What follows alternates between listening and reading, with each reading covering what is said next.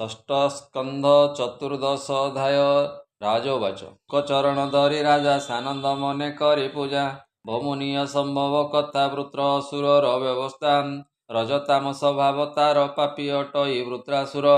ଅଖିଳ ହେତୁ ଭଗବାନ ତାହାର ମତିବା କେଶନ। ତତ୍ତ୍ୱ ପ୍ରଧାନ ଦେବଗଣ ନିର୍ମଳ ମୁନି ଜନ ମନ। ମୁକୁନ୍ଦ ପାଦ ପଙ୍କଜରେ ଯାହାଙ୍କ ଚିତ୍ତ ରହେ ସ୍ଥିରେ। ରଜଗୁଣରେ ଯୁକ୍ତ ହୋଇ ସଂସାରେ ଯେତେକ ଅଛଇ।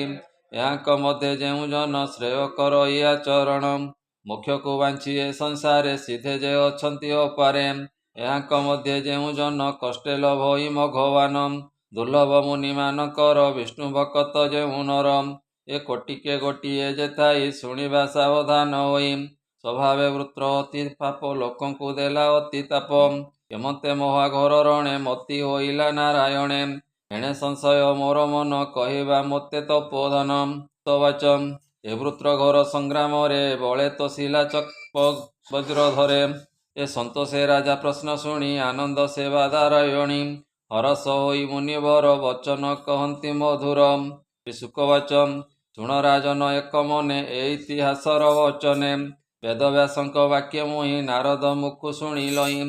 ଏ ପୂର୍ବେ ସୁରସେନ ନଗରରେ ଥିଲା ଯେ ଏକ ନୃପବରେ। ଚିତ୍ରକେତୁ ନାମ ତାହାର କାମଧେନୁ ପୃଥ୍ୱୀ ଯାହାର। 10 ନିୟୁତ ପତ୍ନୀ ତାର ରୂପେ କି ଦେବା ପଟାନ୍ତର। ଯେତେ ଅଛନ୍ତି ତାର ନାରୀ ପୁତ୍ର ଯେ ନହିଲା କାହାରି। ରୂପେ ସୁନ୍ଦର ମନୋହର ବିଦ୍ୟା ସମ୍ପଦ ମତି ଧୀର। ଏ ସର୍ବଗୁଣ ଅଛି ତାର ସୁତ ନହିଲା ନୃପତିର। ଅମାତ୍ୟ ସମ୍ପଦ ସହିତେ ପଟ ମହିଷୀ ତାର ଯେତେ। ସେ ସାର୍ବଭୌମ ଭୁଞ୍ଜେମୟୀ ସୁଖ ନହିଲା ତାର ତହିଁ।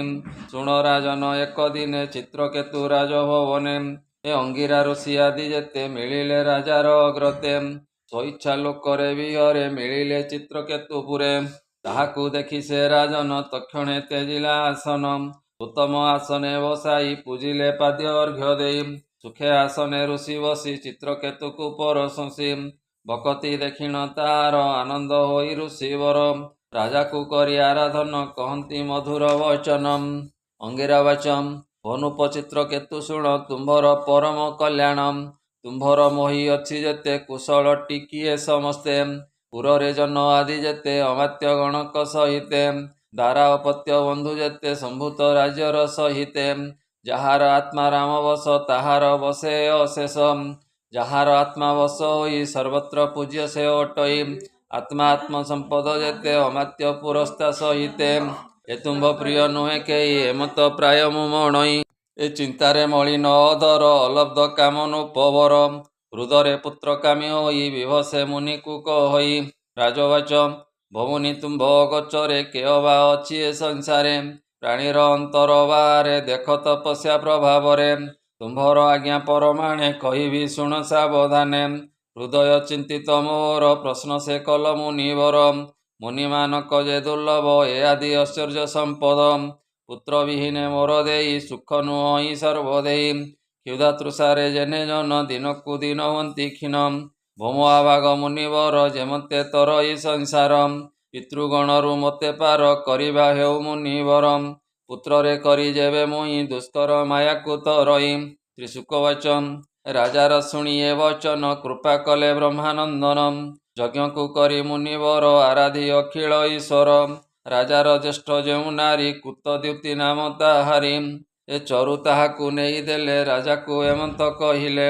ଓ ଚିତ୍ରକେତୁ ନୃପବର ହେଉ ଏକ କୁମର ତୋର। ସତ୍ୟ କହିଲୁ ରାଜା ତୋରେ କହିଣ ଗଲେ ମୁନିବରେ। ଚିତ୍ରକେତୁର ତହୁଁ ସେଇ କୃତଦ୍ୟୁତି ଯେ ମହାଦେଇ।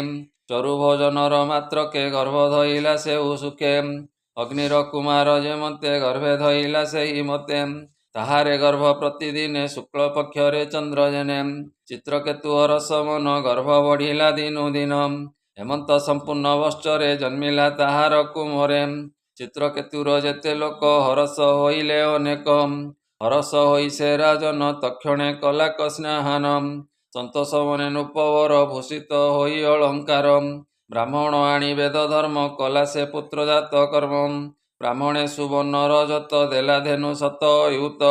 ପୃଥିବୀ ହୟ ଗଜଗଣ ଦେଲା ସେ ବିବିଧ ବସନ। ଯେ ଯେତେ ଲୋକ ବାଞ୍ଛା କଲେ ମନ ସନ୍ତୋଷେ ସେ ଲଭିଲେ। ପ୍ରାଣୀ ସନ୍ତୋଷେ ମଘବାନ ବରଷା କରଇ ଯେ ସନ। ପୁତ୍ର ଆୟୁଷ ଯଶ ଧନ ବିବୃଦ୍ଧି ଅର୍ଥେ ଦେଲା ଦାନ। କଷ୍ଟରେ ଲଭିଲା ସେ ସୁତ ପୁତ୍ରରେ ସ୍ନେହ ତା ବହୁତ। ଦରିଦ୍ର ଯେନେ ଧନ ପାଇ ତେସନେ ହରସ ହୁଅଇ। ମାତାର ଅତି ସ୍ନେହ ବରେ ମୋହ ପାଇଲେ ପୁତ୍ର ଠାରେ।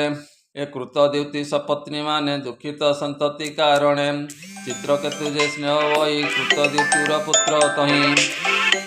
ଏ ଅନ୍ୟ ଯେ ପତ୍ନୀମାନେ ଛନ୍ତି ସେ ଭାବେ ନାହିଁ ସ୍ନେହମତୀ। ଅପୁତ୍ର ଦୁଃଖ ତାହାଙ୍କର ରାଜାର ତେଣୁ ଅନାଦର। ସେମାନେ ମନ ଦୁଃଖ କରି ଆତ୍ମାର ନିନ୍ଦାକୁ ଆଚରି। ପାପିଷ୍ଟିଏ ଯେ କୃତ ଦ୍ୟୁତି ଧିକ ଏହାର ଦୁଷ୍ଟମତି। ଗୃହ ସମ୍ପଦ ଯେ ସ୍ୱାମୀର ଏ ଧିକ ହେଉ ଦୁରାଚାର।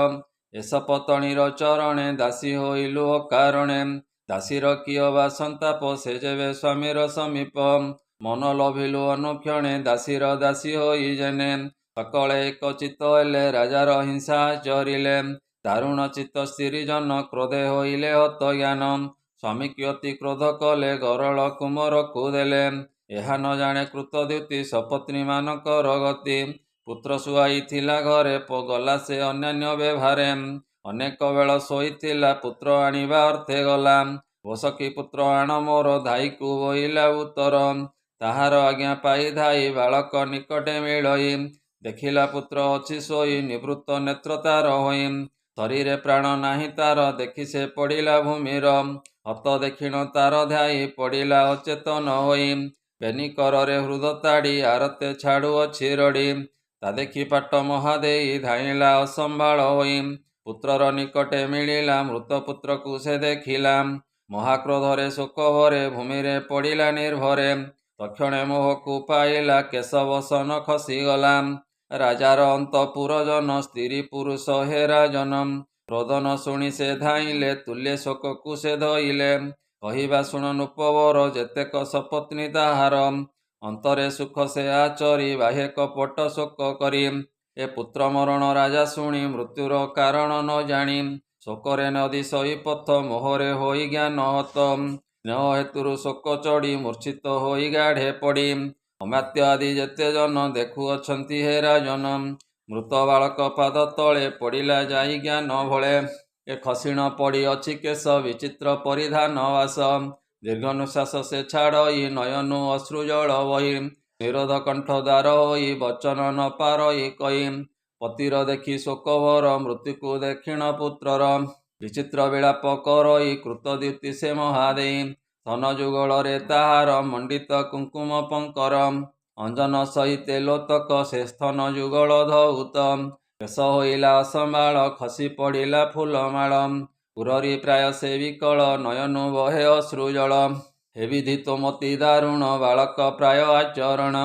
ଆପଣେ କରିଣ ରଚନ କ୍ଷଣକେ କରି ଭଗ୍ନମାନ। କେହ ବା ଅଛି କେବା ନାହିଁ ଏହାର ନିଦାନ ନ ଥାଇ। ଯେବା ସଂସାର ପ୍ରାଣୀଙ୍କର ପ୍ରାକର୍ମ ଜନ୍ମ ମରଣର। ସ୍ନେହ ପାଶ ବଢ଼ାଇଣ ଆପଣେ ସୃଷ୍ଟି ଭିଆଇଣ। ଛେଦନ କଲା ଅକାରଣ ଅଜ୍ଞାନ ପ୍ରାଣୀ ଏ ଯେ ସନ। ହେତାତ ତନୟ ମୋହର ଦେଖୁ ନାହିଁ କି ତୋ ପିଅର। ଛାଡ଼ି ନ ଯାଅ ବାବୁ ତୁଇ ଶୋକ ସାଗରେ ମତେ ଥୋଇ। ମୁଁ ଯେ ପାପିଷ୍ଟି ଦୁଃଖୀ ହୋଇ ମତେ ଛାଡ଼ିଣ ନ ଯା ତୁଇ। ତୋହର କରି ବାବୁ ମୁଇଁ ଦୁଷ୍କର ତମରୁ ତରଇ। ଦାରୁଣ ଯମ ବଶ ହୋଇ ଛାଡ଼ି ନ ଯାଅ ମତେ ତୁଇ। ଉଠ ହେ ନୃପତି ନନ୍ଦନ ଆନନ୍ଦେ କର ସ୍ତନ୍ୟପାନ। ସମବୟସୀୟ କୁମରେ ଡାକୁଅଛନ୍ତି ବାବୁ ତୋରେ। ବାଳକ ସଙ୍ଗରେ ବିହର ବହୁତ ନିଦ୍ରା ଦୂର କର। ମୋହର ଶୋକ ତୁ ନିବାର ରୋଦନ୍ତି ପିଅର ତୋହର। ହରସ ଆନନ୍ଦ ପଙ୍କଜ ମୁଖ ତ ନ ଦେଖି ତନୁଜ। ଦାରୁଣ ଯମ କି ତୋହରେ ଘେନାଇ ଗଲା ନିଜ ପୁରେ। ଏଣୁ ତୋ କୋମଳ ବଚନ ଶୁଣିଲି ନାହିଁ ରେ ନନ୍ଦନ। ଶ୍ରୀଶୁକବାଚ ଏ ମୂତ୍ର ପୁତ୍ର ଠାରେ ତାହାର ବିଳାପ ଶୁଣି ନୃପବର। ଚିତ୍ରକେତୁ ମଗ୍ନ ଶୋକରେ ରୋଦନ କରେ ଉଚ୍ଚ ସ୍ୱରେ। ବିଳାପ ପତ୍ନୀର ସହିତେ ନୃପକୁ ଦେଖିଣ ସମସ୍ତେ। ଯେତେ ଅମାତ୍ୟ ଆଦି ତାର ରୋଦନ କଲେ ଉଚ୍ଚ ସ୍ୱର। ସ୍ତ୍ରୀ ପୁରୁଷ ଯେତେ ଜନ ସକଳ ହେଲେ ଅଚେତନ। ମତେ ଶୁଣ ନୃପବର ସକଳେ ଅତି ଦୁଃଖିତର। ଦୁଃଖ ରାଜାର ଦେଖି ମୁନି ଅଙ୍ଗିରା ନାରଦଙ୍କୁ ଘେନି। ଶୀଘ୍ରରେ ଘେନି ଋଷି ଗଲେ ରାଜାର ପୁରରେ ମିଳିଲେ। ବୋଲଇ ବିପ୍ର ଜଗନ୍ନାଥ ଚିତ୍ରକେତୁ ରାଜା ଚରିତ। ଶ୍ରୀମଦ ଭାଗବତେ ମହାପୁରାଣେ ପରମହଂସ୍ୟାଂ ସହିତାଂ ଭାସିକ୍ୟାଂ ଷଷ୍ଠ ସ୍କନ୍ଧେ ଚିତ୍ରକେତୁ ରାଜା ଚରିତେ ନାମ ଚତୁର୍ଦଶ ଅଧ୍ୟାୟ। बोल आनंद एक बार हरि हरि बोल।